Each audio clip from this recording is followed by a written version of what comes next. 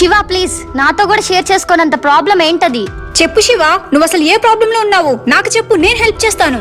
వీళ్ళంతా ఎవరు? ఇదంతా మా అక్కకు తెలిస్తే ఎలా? మనిద్దరం కలిసి గొప్ప జీవితం ఎలా పొందగలం? చెప్పు శివ ప్లీజ్ చెప్పు. అమ్మో, సమయం వచ్చినప్పుడు నేనే చెప్తా. రే బామ్మర్ది, నీ ప్రాబ్లం ఏంటో నువ్వు చెప్పకపోయినా నేను కనిపెట్టగలను.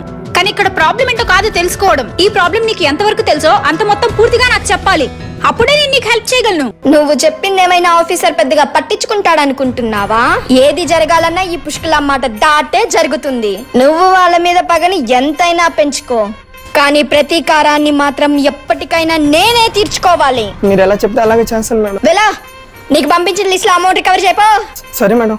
నేను ఇంతకాలం నా శత్రువు ఉమా అనుకున్నాను, కానీ దీని తర్వాత పుట్టిన శైలు అనుకోలేదు.